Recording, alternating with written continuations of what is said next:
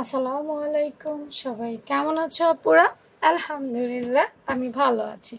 আজকে সব্যসাচী ব্লাউজ দেখাবো না, আজকে ব্লাউজের একটা ট্রিক্স দেখাবো।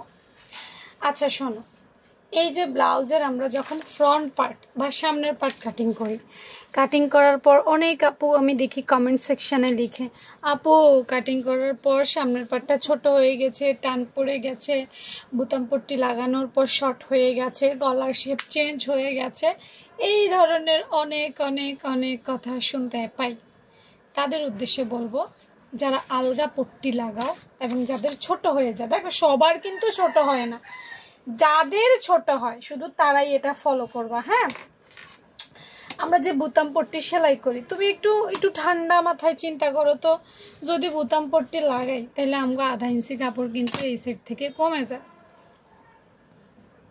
এই সেট থেকে আধা ইঞ্চি কাপড় কিন্তু কমে যায়। কারণ সেলাই আধা ইঞ্চির নিচে সেলাই করা যায় না, এখন সেলাই করলে তোমার এখান দিয়ে আধা ইঞ্চি কাপড় কমে যায়। তাহলে তুমি এটা যখন বোঝোই যে হ্যাঁ সেলাই করলে বোতাম পট্টির জন্য আমার মাঝখান থেকে আধা ইঞ্চি কাপড় চলে যায়, ভাই তাইলে তুমি কাটিং করার সময় এই আধা ইঞ্চি কাপড় আগে থেকেই নিয়ে নাও না, নিয়ে তারপর তুমি ব্লাউজ কাটিং করো।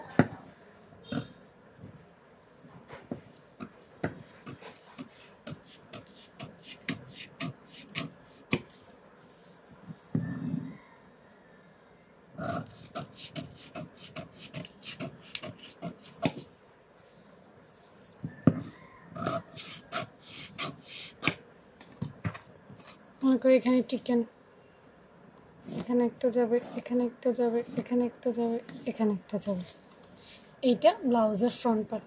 টিকেন দিলে তো কাপড় কমবে, এটা তো আমরা জানি না?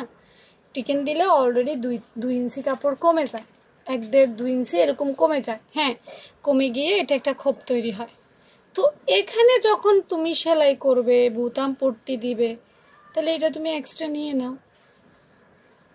কোনো এক ক্লাসে আমি আরও বেশিও দেখাইছি, এটা হচ্ছে আরেকটা, এটা অন্যদের জন্য, সবার কাপড় বেশি থাকবে না। তুমি যে খুব বেশি পরিমাণ কাপড় নিবা, এটা তো ব্লাউজ একটা সীমিত পোশাক, সব জায়গায় বেশি থাকে না।